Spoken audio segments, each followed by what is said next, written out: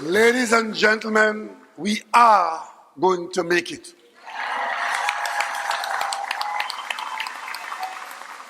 The road might be long, and we know that we are going to make it. It's not going to be easy. Nobody said it was going to be easy. But one thing we know, that the vast majority of people in Trinidad and Tobago are right-thinking, decent people, and together we all are going to make it.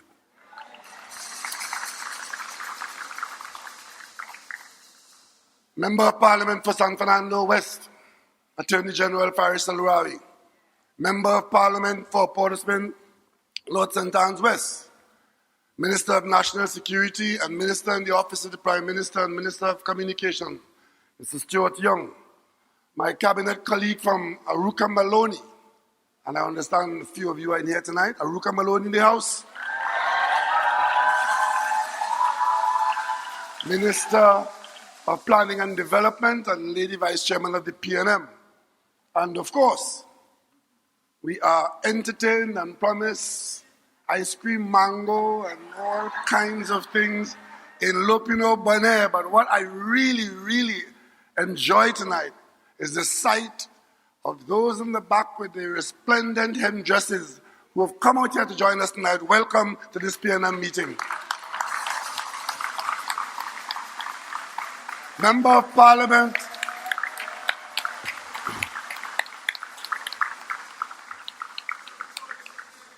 our tradition and our roots are deep. And I refer here to a constituency that is represented by the Critchlow plus Coburn, Sherian Critchlow Coburn, Member of Parliament for Lopino Bonaire, our Minister of Social Development. Ladies and gentlemen, the advertisement for this meeting said that it was going to be a meeting about the party reporting on the progress that we've made and are making. And of course, we in the PNM say that we want to encourage you to stay with us on the path to progress. But you would have observed that there has been a slight shift in the participants, and there's one very disappointed person in the audience. I speak specifically to the Member of Parliament for St. Anne's East, who was supposed to be talking to you tonight about Bacchanal and Carnival and Carifesta and so on. So she came out in the Carifesta outfit, but she will talk to you again very soon about that, because the way things have happened, one thing with the PNM, we could rise to the occasion. And tonight, my two colleagues, who are here with all our other colleagues, and I want to recognize many members of the cabinet here, and since it's very late, I won't identify them one by one, but half of the cabinet or more is here tonight, and welcome to Lopino Bonaire. We have had to change this program a little bit to allow you, the people of Trinidad and Tobago, to be current. Before I came here tonight, somebody sent me the video of a presentation I made at City Hall sometime early on some issues which were dealt with here tonight. I promise you, in the next few days, the PNM will rebroadcast that meeting so you'll understand what we've said to you, what is happening to you, what has happened so far, because now we are in a position to look at what was being said to you. That meeting will be broadcast again very soon, and because it has gone a little late, I wouldn't keep my original promise by the advertisement that we'll talk about what we have done overall and where we're going. But I promise you that in a few days' time, we'll meet again in Barataria, and we will do what we said we'll do here tonight. Because I must, as leader of this group, join my two colleagues to wrap up what we have done here tonight, which is to bring you up to date on your circumstances with respect to the issues that were raised here tonight. Because last night, we were in the Parliament. And notwithstanding all the opportunities to participate in a debate where the opposition is adamant that they will not support any change in the legislation to give the state the ability to fight crime and criminality, especially white-collar crime. I saw the leader of the opposition refusing to take part in a debate in the House. But then, when the debate was winding up, true to form, she started to mumble across the floor that we prevented her from talking. So expect to hear that, eh? Expect to hear that. The speaker looked at the opposition bench when it was their turn to stand up. Nobody stood up. The speaker then looked at the government side, and the Attorney General, who was piloting the bill, did what the sponsor and the mover of a motion would do. If nobody on the other side wants to stand up to speak, then it falls to this side to stand up. The speaker recognized the Attorney General. He stood up and began to wind up me. And then I heard that comment from Mrs. Kamala Prasad Bisesa that she was prevented from speaking. But you see, I want to remind you all, I told you before, be very careful and be cognizant of who you are listening to. Because everybody has a story. And their story might not be your story. You in this audience and the tens of thousands of you home listening, your story is that this country is just too corrupt and we have to make changes wherever the corruption is and give the law enforcement authorities the ability to come after those who are criminals in society.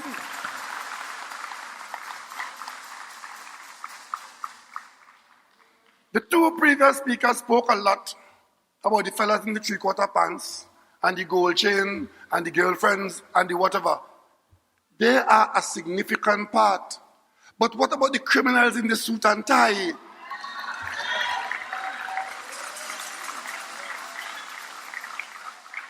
What about the criminals who have the ability to generate contracts, to hand those contracts to people and then take a portion back for themselves? Who is going after those people?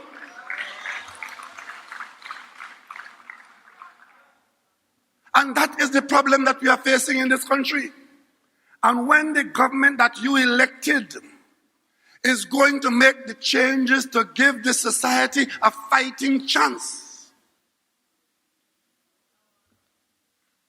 Every Friday, I have to bring my blood pressure down with an extra tablet. Because Jack Warner has a newspaper. And he's sitting in his office whole week, writing sunshine. And he doesn't have a good word to say about the government. Attacking the government left, right, and center. And all of a sudden, he knows everything about everything in this country. And he knows all the answers. And he knows all who corrupt. And this is the worst government and the country in a state. Jack Warner seems to forget, and he thinks I forgot, that he is an internationally labeled person who was in the cabinet of Trinidad and Tobago as acting prime minister, was thrown out because of his conduct, and he here on bail fighting extradition. But he could tell me I'm the worst prime minister and this is the worst country. But I'll leave him for later. I have to listen to Wade Mark, who all of a sudden is a boat engineer. And he knows every screw on a boat and every engine in a boat. And I have to listen to people who already have labeled themselves as unsuitable to speak to our children. But most importantly, I have to listen to Ramdeen in the parliament, appointed by Kamala Prasad Bisesa, telling us what law we should or should not pass. But let me tell you all something. In the passage of law in our parliament, there's something that is forbidden by the parliament and more so by the court. It's called ad hominem legislation. Meaning, you can't go in the parliament to pass a law and say, see this law? It is to prevent Dennis Moses from doing so and so, or prevent Huggins from doing so and so. You can't do that. Whenever you pass a law, it must be for everybody in the country. You can't go in an ad hominem way. By the same token, you can't stay in the parliament and because of your own personal circumstance and exposure, block law from passing. Can't do that. And that is what is happening in Trinidad and Tobago today. We are engaged because of our current circumstance. Crime and criminality and the fear of crime in our country is the number one pressure on the people of Trinidad and Tobago. Our economy, we're going to work on that. We are working on that. That could change and is changing. Crime is affecting that negatively. But the fear of the person, the fear in the family, the fear for your child, the fighting of crime is not only about those who are violent. The white-collar criminals are more insidious and dangerous to the people of Trinidad and Tobago in some ways. And the reason why I made reference to the presentation I made in the Port of Spain City Hall is because in that presentation I spoke about the $20-odd billion of transactions identified by the FIU as suspicious activity transactions in 1 year.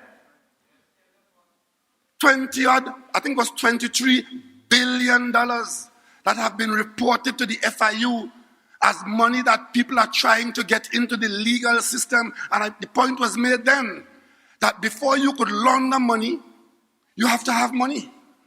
And the only money you want to launder that will classify as laundering is illegal money. And the question is, since there is so much money to be laundered, where did that money come from and who has that money to launder? And that is what is driving the fear in the UNC. They want us to remain in a situation where you do not have the ability to pursue the wrongdoing that so pervades this country. They want to remain in the situation where a person could be part of a criminal enterprise, rape this country for hundreds of millions of dollars or how much. The conspirators have made their jail in America already. They turn state witness and give their testimony. But people could stay in this country and laugh at this country and laugh at the Americans because we have no ability to get them before the court. They want to have an attorney general who will go to the court and tell the judge, as it has been done here, do not send these people abroad because they are about to be tried here imminently. That was 2011. And of course, the judge might have listened to that. And the imminent trial is yet to even come out of the preliminary inquiry. And they want to perfect that and secure that in such a way that they go to the cabinet and create a situation that they could bring to the parliament and use the parliament to pass a law. And in that law, they create a condition called Section 34. And then in the dead of night, while the rest of us were celebrating our independence and watching fireworks, they proclaim Section 34. And of course, we find out accidentally. We found out on the Sunday. I spoke about it this Sunday evening. And I called you to a march, but you came in your thousands to the president to ask, what the hell did the UNC do here? Monday morning, the people for whom the law was meant in the court saying, even though you change it, I have a legitimate expectation. And the Attorney General who did that is an Attorney General who was defended by a Prime Minister. When the Solicitor General wrote to her and told her what was happening in our prisons, where you taxpayers were paying hundreds of millions of dollars to prisoners, hear it, not to school children, you know, not to teachers and priests, you know, paying hundreds of millions of dollars to people who found themselves in the prison but find lawyers who could make a case against the state, and prisoner and lawyer profiting. And when Solicitor General Honeywell Donaldson sent that travesty to the Prime Minister of Trinidad and Tobago, what did she do? She sent it back to Anand Logan and Ram Logan to bury it. And when she did again and communicate, she sent it back to Anand Ram Logan. And when Mrs. Honeywell Donaldson could take it no more as a citizen. What did she do? She resigned from the office of the Attorney General. She is today a serving judge in Trinidad and Tobago. That is the record of Mrs. Kamla Prasad Bisesa as Prime Minister, who today is confident that if and when an election is called, as it must, that she is guaranteed to become Prime Minister of Trinidad and Tobago again. And of course, at the time she didn't have Ramdeen in her quiver, she had Anand Ram Logan. But now she has Ramdeen in the Parliament to take into the government of Trinidad and Tobago to pursue that line. And of course, last night, when Attorney General Faris Alwari spoke in the Parliament the way he spoke here tonight, a little more parliamentary, she got up with her colleagues and said that this is dictatorship. Dictatorship. Ladies and gentlemen, which part of Trinidad and Tobago's governance has any element of dictatorship? Dictatorship is the situation where the people have no recourse. The authorities do what they want and you have no recourse. In Trinidad and Tobago. But I say to you, listen to who is talking. Dictatorship. I was in the Parliament as the duly appointed opposition leader, telling you and bringing to your attention that there was a matter before the President which I had put there after due consideration. I went to the President and asked the President to investigate the matter using the Integrity Commission. President Maxwell Richard agreed. He sent it to the Integrity Commission for investigation. 6 months after, not a thing happened. By confirmation, I inquired of the President and of the Integrity Commission what is happening with this matter, and they both confirmed nothing is happening with it. That is what the UNC like. Nothing must happen. I brought the matter to the Parliament. Who told me to do that? They accused me of being the author of the matter. And then the matter got to the Integrity Commission. Came there from the President. The Integrity Commission had the matter under investigation by Justice Sebastian Bento. He was investigating the matter, all aspects of it. Notwithstanding what the politicians were saying, he was investigating it in the Integrity Commission. The next thing we know, the chairman of the Integrity Commission, one called Ziggy Hussain, he unilaterally terminated the investigation in the Integrity Commission and then wrote a letter to Kamla Prasad Bisesa that the investigation is a nullity. She then used that, came into the Parliament, and with her cohorts in the Parliament, moved a motion in the Parliament that Faris Alwari mentioned tonight, I think it was.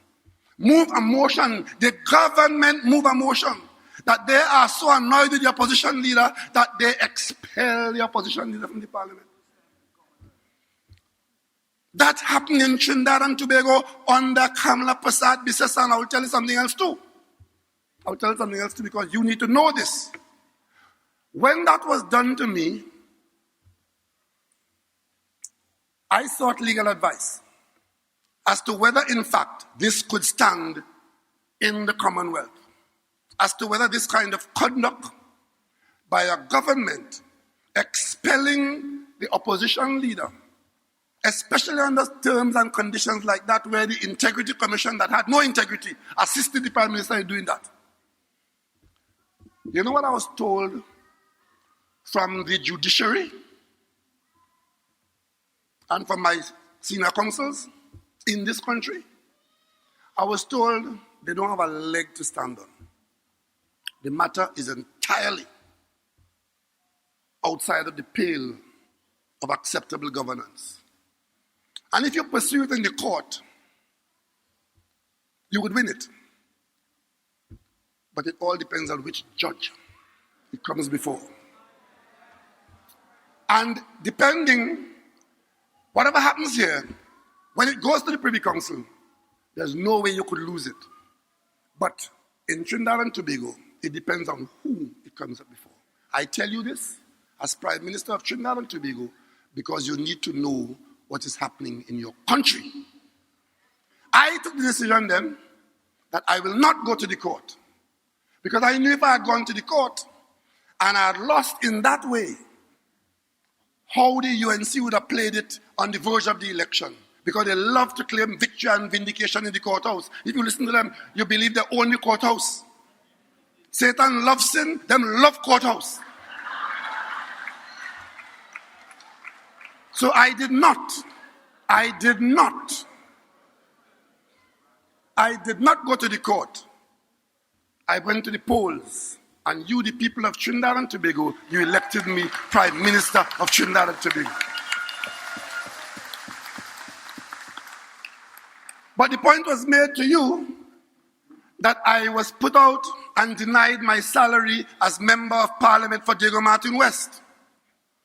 And just what was told to me by my legal advisors came to pass. Because I then pursued the Parliament and instructed my lawyers to sue the Parliament for my monies that were not paid to me during the period when I was expelled by Kamla Prasad Bisesa and her cohorts, her cabal. They got legal advice and they tried to fight it. In the end, the legal advisor told them, you have to pay. I was paid. I have been paid.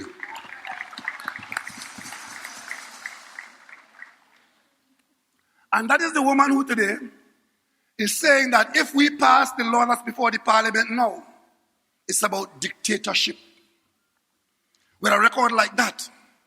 And as for the UNC as a party, not only can the Prasad Bisesa, that was the second time I was put out of the Parliament. You know that? When they were thieving money hand over fist at the said Piarco Airport, I came to the Parliament and I made a presentation by way of a motion, and I gave you chapter and verse before the police held them. What was happening at Piarco Airport? And in that presentation, I had the temerity of saying that the then Attorney General pole vaulted on his principle and allowed them to proceed against advice that he had given before, saying that the contract was improperly awarded. Griffith, the chair, the speaker, for having said that in the Parliament, I was expelled from the Parliament indefinitely. I know you all forgot that. Because people in Trinidad and Tobago just forget quick. Otherwise, you all could never be tolerating Kamla Prasad Bisesa, Anand Ramlogan, Ramdeen, and Jolene John.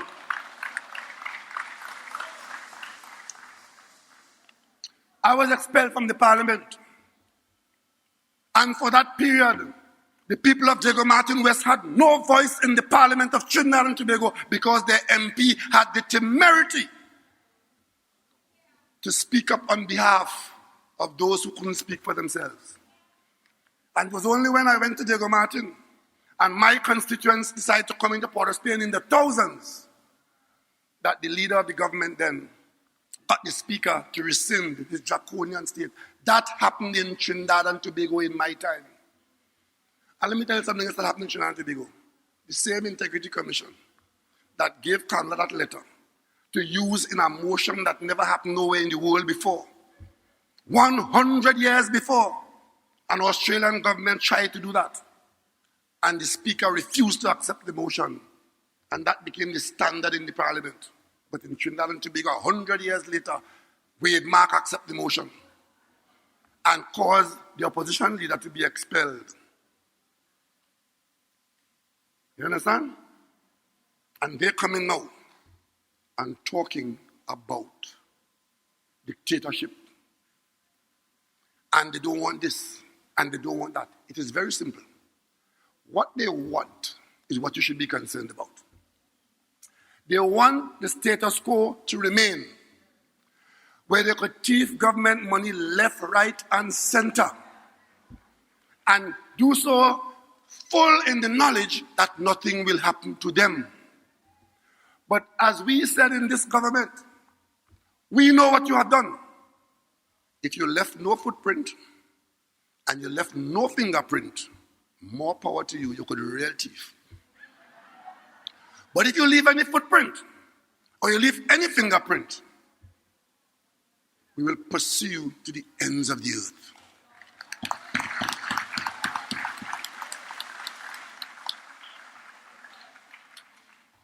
Today, or yesterday, I heard the chairman of the Kuva Tabaki Talparu Chamber of Council saying that they had to go home from the council because they had no toilet paper in the council. And all of this is meant to give you the impression of how the country is being badly run, and they're so starved for funds that the council couldn't have its meeting because diarrhea got the better of them. And they had to go home. I want to ask that council, how much toilet paper could $1 million buy? And if we had the millions that were taken by people from their own council, from their own party, couldn't we have had enough toilet paper so they could continue the meeting? And now that they've had to go home because they had no toilet paper, will they join with me and not support people who thief government money so that they could buy toilet paper next time?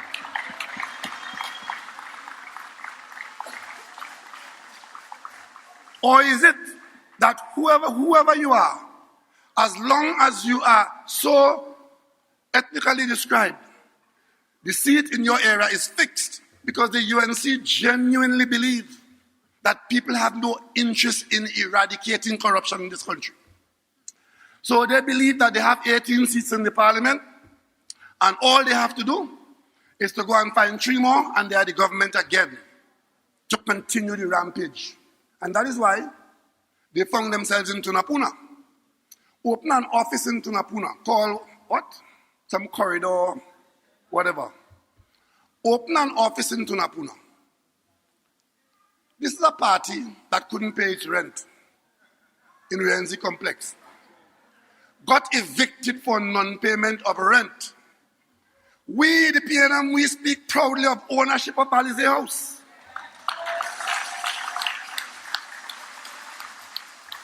And as I speak to you now, we have just finished building the basement of the new Balize House. We raised $10 million in raffle tickets. I must tell you, Mr. Hines is a great salesman of raffle tickets if you need one. But they couldn't pay the rent in Renzi complex. They got expelled. But they're in Tunapuna, walking around with paid staff, going house to house, door to door, asking people who want their roof fixed, who want their toilet fixed, who want their fence fixed, who want their children expenses paid, because Tunapuna is to be bought. Tonight, I want to say to the people of Tunapuna and elsewhere in this country, anybody you see coming to you like that, as Lloyd Best would say, them is people to watch. Because you have to ask yourself, where is this money coming from? Whose money is it that will fix your roof? Come out of a political party. Will fix your fence, will pay your children's school fees, will give you groceries. Where is that money coming from? It is the same money they thief from in the treasury that they're coming to give you a little kakada to make you feel that you are being serviced by them, to put them back to do worse the next time. And they believe that you have no problem with that. I believe that the vast majority of people in this country are decent, right-thinking people, and you will reject the UNC. Ladies and gentlemen, all of a sudden, they have no end of advice to give the government. If your law enforcement agencies are not functioning in the way that Minister Young spoke tonight, what was happening will continue to happen. These are people who saw the crime wave in this country, was quite happy to carry a conversation that it was personal. Every time somebody get killed, you jump on the Prime Minister back, or you jump on the Minister back. We've said from day one, the role of the government is known to you, the people. The role of the police service should be known to you, the people. And what you want was an effective police service responding to the criminal element. They spent 3 to 4 years in the parliament refusing to appoint a commissioner of police. Within weeks of us coming to parliament with the mandate you gave us, we set about to make the necessary adjustments to start the process to appoint a commissioner of police. You know what they did? They took us to court. They went to court and complained about the legislation, the regulation that we changed. Tie it up in court. They hoped they were going to tie it up in court as how they tied up the property tax in court. But the judge ruled. He made a ruling saying that, okay, make an adjustment here, but leave the regulations in place. So over and above their best effort to prevent us from appointing a commissioner of police, having gone through the court to get it done, when we came to the parliament with the process, you knew what happened there. When it came to vote, they wanted us to vote for this one, that one, the other one. And I told you all, in this country, the office of Prime Minister is also the office of Chairman of the National Security Council. And notwithstanding what you might think you know, that office of Chairman of the National Security Council knows a little more and would be guided by that. When it was time to vote, they voted for Stephen Williams to maintain exactly what was going on before.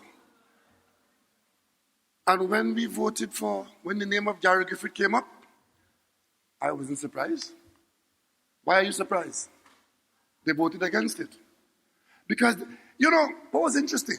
Even as I was going through the parliament step by step with this matter, they were so sure that Griffith's name was a non-starter. Even when I was winding up the motion to call his name in, they didn't believe it was going to happen. Because you know why? They believed that the PNM cuts his cloth in the same way they cut theirs, that Griffith was a UNC and therefore he can't be appointed by the PNM. What we did in this country was choose the best man for the job, regardless of his persuasion.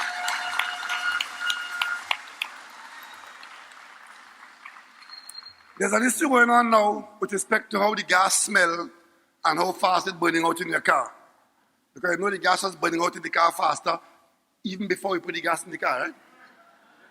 Even before the first imported shipment came. This is Trinidad. We know our country. From the time we said we're going to import gas, the gas started burning out in the car faster. The first shipment was not even put in the car. But there are some problems which need to be looked at, and it's being looked at. But I'm telling you this. The person who is addressing that now and talking to you about that, Chairman of NP, how many of you know that he was a UNC Member of Parliament? He was a UNC Member of Parliament, appointed under PNM government to chair NP.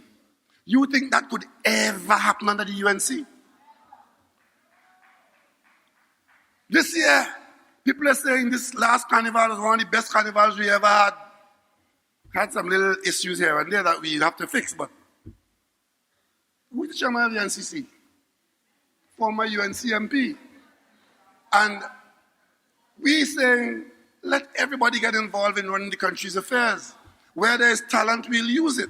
And if the person could contribute to national development, we are welcome, because this PNM, the door is open. We are the people's national movement. You think they could say that? You think they could ever say that? The Election and Boundaries Commission hired a manager. The manager's surname was Coffee. C-U-F-F-Y. Or is it I-E? Why? The minute the UNC heard that the new administrative boss at the EBC was a Coffee, they start off to tell the country is Maxi Coffee cousin and Maxi Coffee niece, and we put the person there to rig the EBC. Unknown to us, had nothing to do with the government. But they're off and running because their strategy is, If you tell the lie, it forces the government to have to defend it. And in fact, in some instances, it's costing you, the people, money to defend the lies. Because every time the Ministry of Communications have to go out there and put out information, it costs money. You have to pay the newspapers, you have to pay the radio stations, and pay the TV to talk to you. So every lie they tell comes out of your pocket. You know, this issue with the ferry to Tobago. What could the government have done differently? We worked to try to fix it, to make sure we have transport between Trinidad and Tobago. We told you that the problem arose because the 2 old vessels we had broke down because they were not being maintained in dry dock. The same people who didn't maintain them on our back every day, ferry.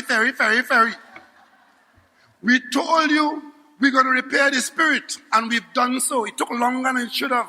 They told us it will take 9 weeks. It took 9 months. And the government taking blows every day. Rowley had to be going in, and he wouldn't walk across the water. Let me tell you something.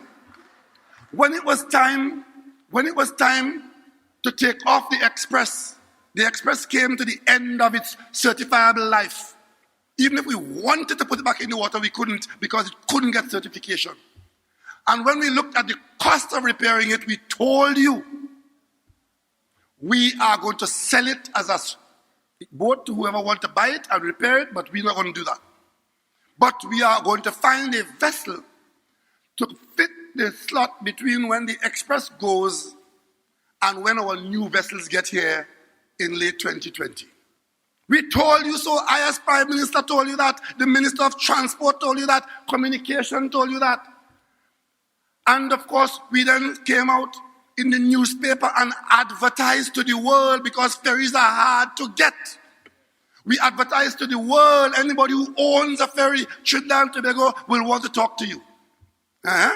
Publish in the local newspaper.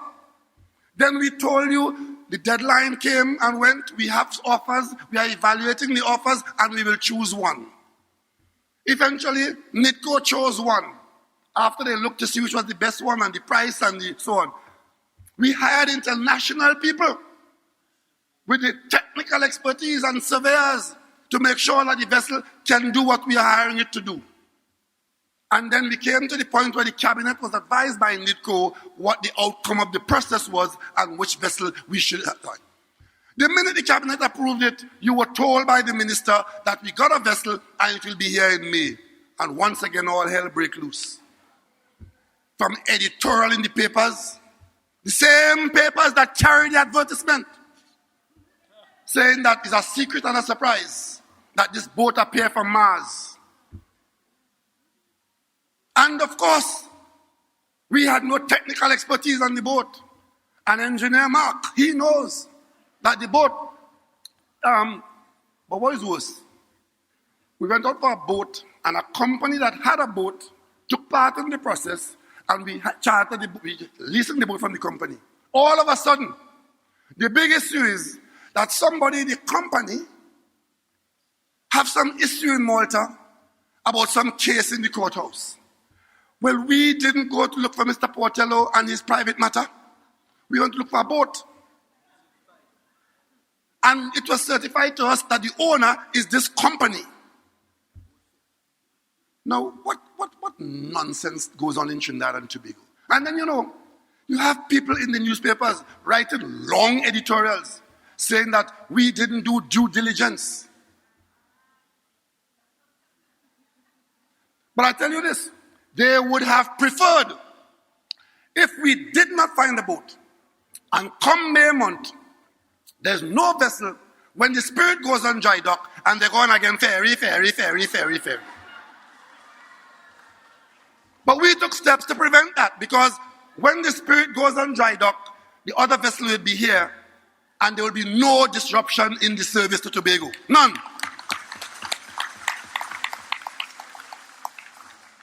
The same way, Mark, he had a lot to say about the Galleon Passage.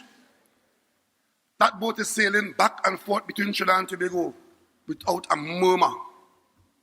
But they find a woman who up and down like Miss Howard Cat and only appears on television as the go-to person to talk about Tobago. Her personal problems offload on Tobago, and she's an expert in both. Even those who we expel from the PNM, right, for unwanted conduct, they are the go-to people. All of them is boat expert, but let me put all of them on notice. You can say what you want. The boat is coming here on contract.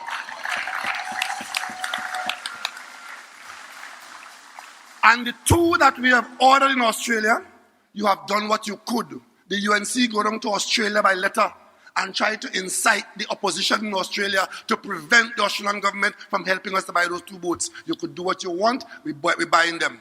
Only last Thursday, Cabinet approved the payment. And eventually, 2 new ferries will appear here because the solution to ferries is to buy 2 new boats, and that is the policy of this government. You could do what you want.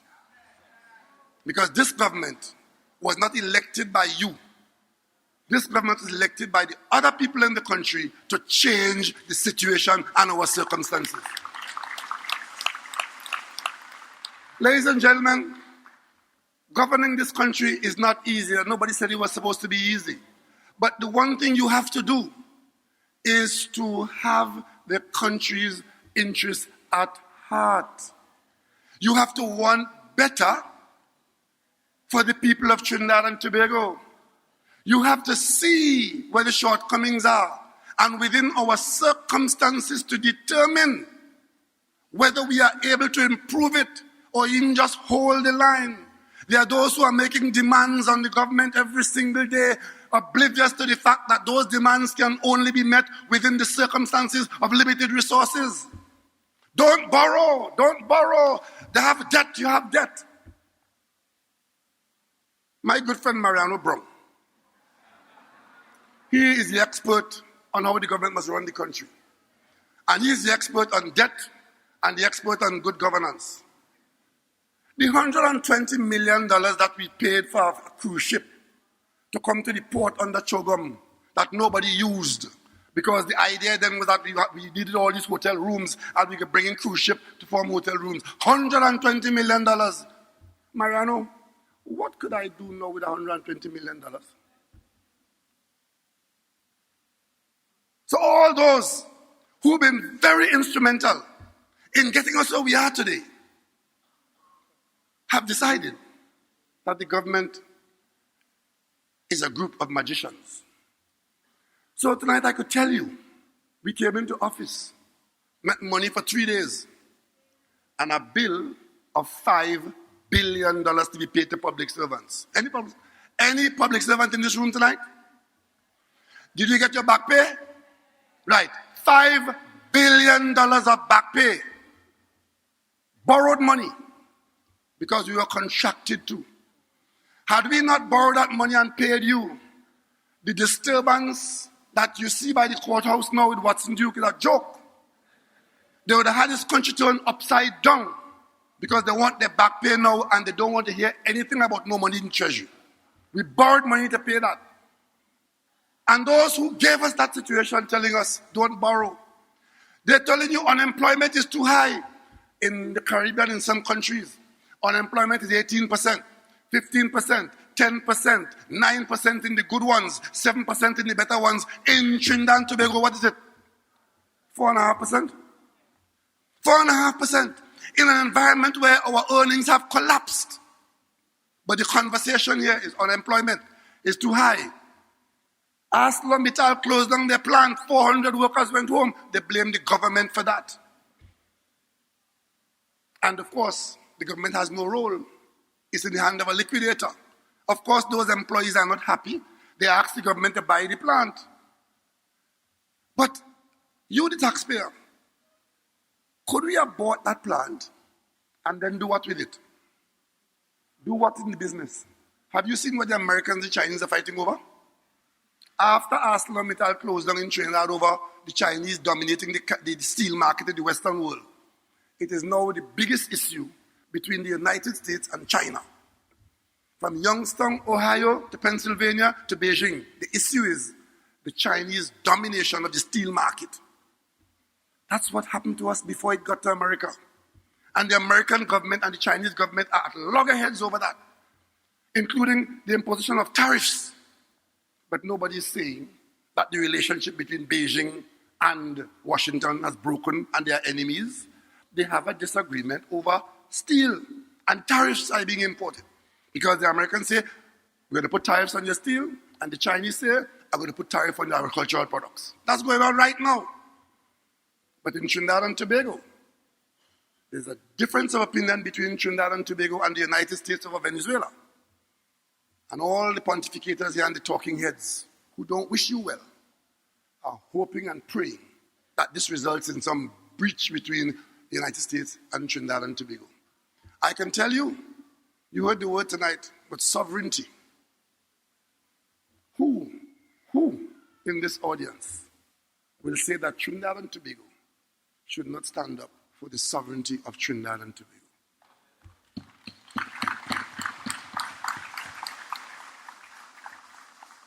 We have no war with the United States. We have no fight with the United States.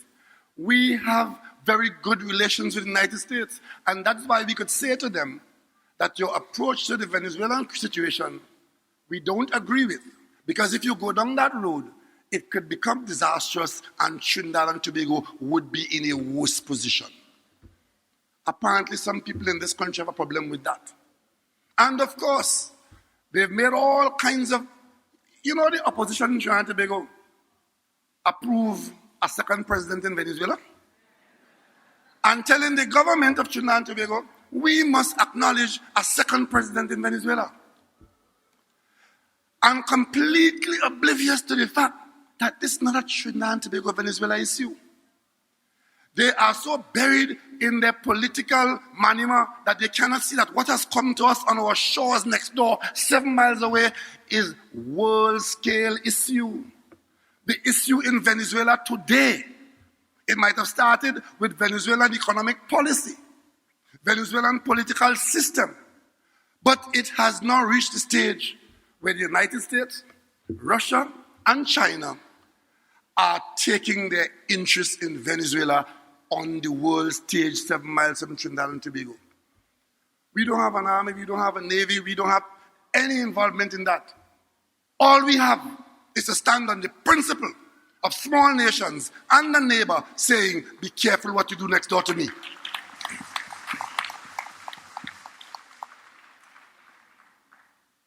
We have some Venezuelans in Trinidad and Tobago.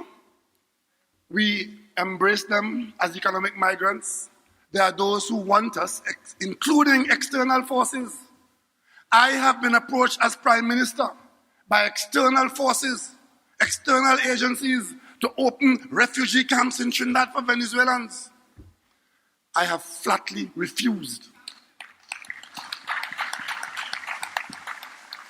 For 2 reasons, ladies and gentlemen. Those are doors. Once you open them, they're very difficult to close. There are refugee camps opened in the Middle East. People born inside there, living there, dead in there. They can't close them. We, a country of 1.3 million people and a little piece of land here. Venezuela has a quarter of a continent and 33 million people. We're going to open refugee camps in Trinidad and Tobago. What is our position? What's our position? And we must apologize for saying no to that. Well, at least in Trinidad and Tobago today, you have a government that governs for the people of Trinidad and Tobago. And talking about good governance, one of the issues that we faced when we came in was the appointment of a president. And I always maintain that one of the jobs of leadership is taking care with who you appoint to positions. And today, Trinidad and Tobago is very proud of the smooth and silky way that we've appointed a president, the first woman in Trinidad and Tobago. First woman who has ever held that job, appointed to the acclaim of the entire nation. We appointed a commissioner of police, and he's doing a very good job.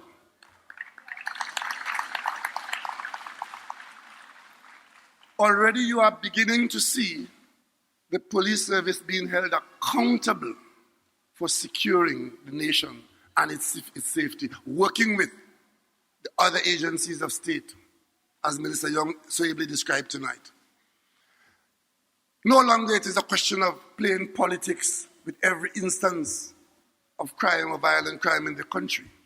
It is now about competence and morale among the ladies and gentlemen in the service. And already you are seeing the police service taking up that responsibility with pride. There are some serious issues in the police service, but it starts with leadership. And it also requires the commitment and support of the government. No government that refused to appoint a substantive commissioner of police could talk to another government that has put a commissioner of police in place who is working 25 hours a day. Ladies and gentlemen, we've had our opportunity for the last 3.5 years to do a number of things. Not all of them pleasant in their actions on every individual, but in terms of national interest, we've done what has to be done. Ladies and gentlemen, we could have continued to watch the sun come up and watch the sun go down and lose $2 billion a year out of the petroleum refinery. We could have done that, like others have done. But we didn't do that. We decided to fix it. The fix is not easy.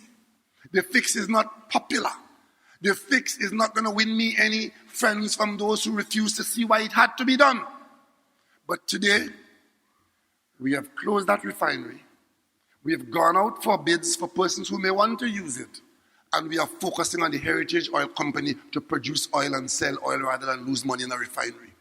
That's what we had to do. The CLICO matter. The CLICO matter. When we came into office, you were told by the previous government that the CLICO matter was solved. Dukaran and Larry Hawaii told you that. They fixed the CLICO matter. Yes, they fixed it to suit themselves. They left $15 billion of your money out there. Unsecured. $15 billion of your money was left out there without a line of security. And so unsecured was it that Dupre came back here and tried to take it back. And the first person he had to help him was one of the pontificators who is now telling you how badly the country is being run. Tonight, I want to publicly congratulate Minister Young and Minister Imbert,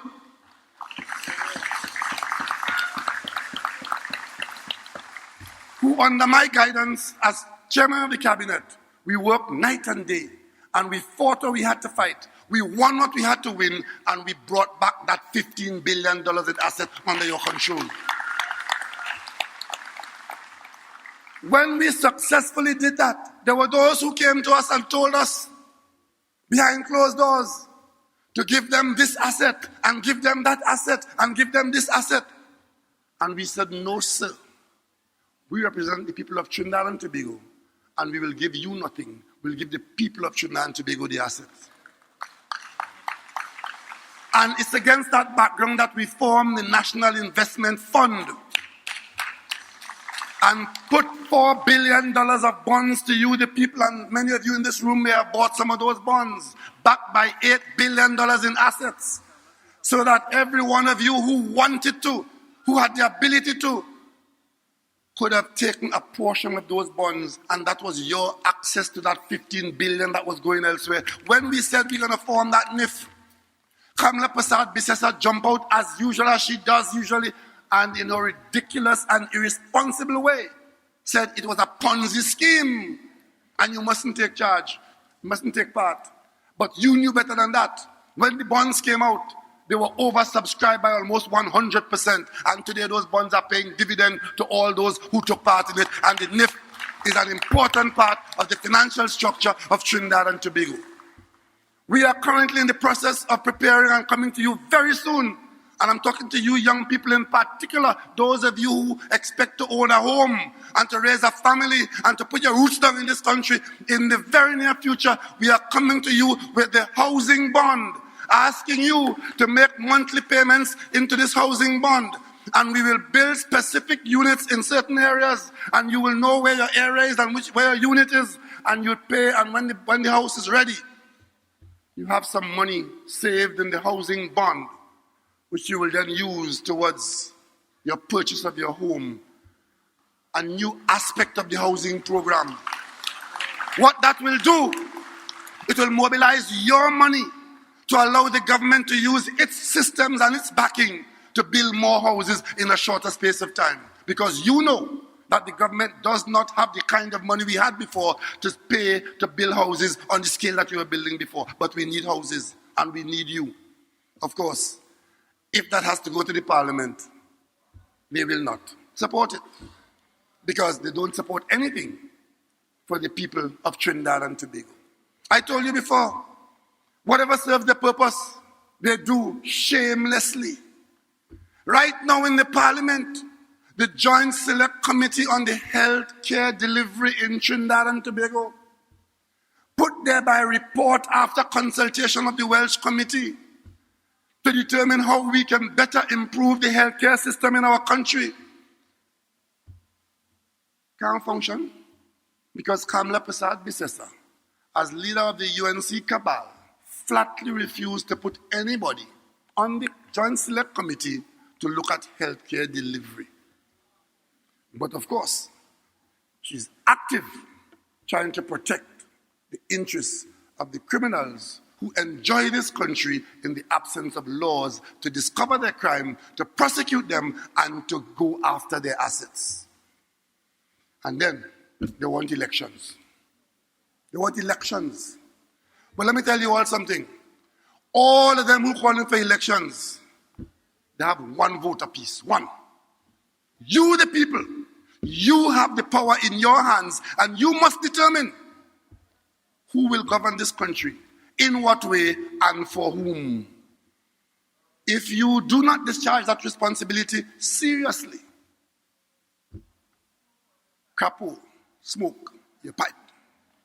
So, elections will be called when elections are due, because we have no interest or intention whatsoever to delay any election.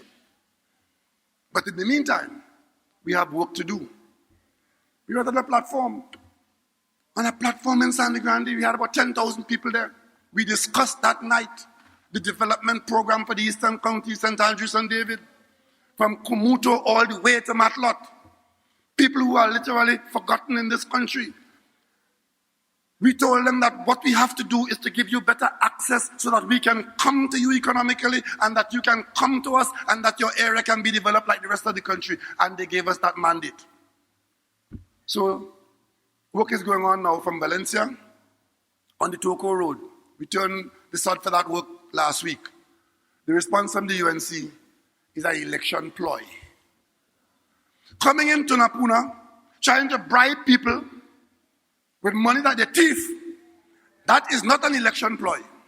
But going to Sandy Grande to keep the mandate that they gave us to build a decent road from Valencia to Toko, that's an election ploy. Well, ladies and gentlemen, as Isaac Hayes say, I'm guilty. I'm guilty if that's an election ploy. If giving the people of Kumana a better road, of Rampadalgas, bringing them into the economy of Trinidad and Tobago. So instead of running to Grenada or to Barbados every weekend for a holiday, or Miami at worst, you go up to the East Coast or the North Coast. Or better, you sail from Toko to Tobago in a ferry that takes an hour. That is the vision we have for Trinidad and Tobago, and my God, we'll do it.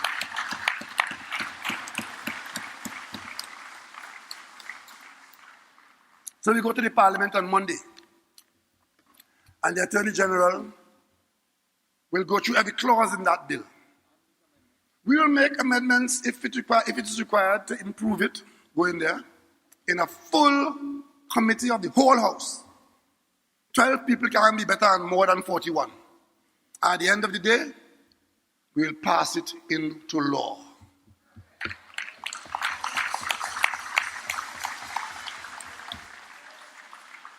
Because you are not to expect any turkey in this country to vote for Thanksgiving.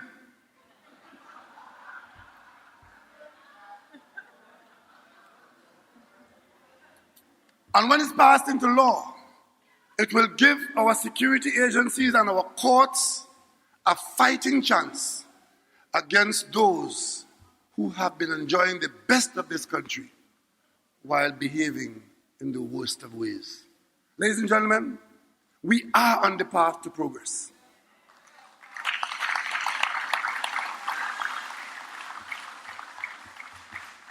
But this path is never always smooth. Admirals with navies that won battles will tell you about storms in the ocean.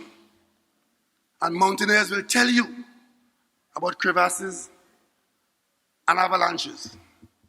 And teachers who have brought children to understand on their blackboards will tell you about those who initially couldn't understand. Patience and that abiding faith in whatever your faith is, whether you're Muslim, you're Hindu, you're Christian, you're what, you have some faith in some better being. Have faith in your country and have faith in the government that you've elected. Thank you.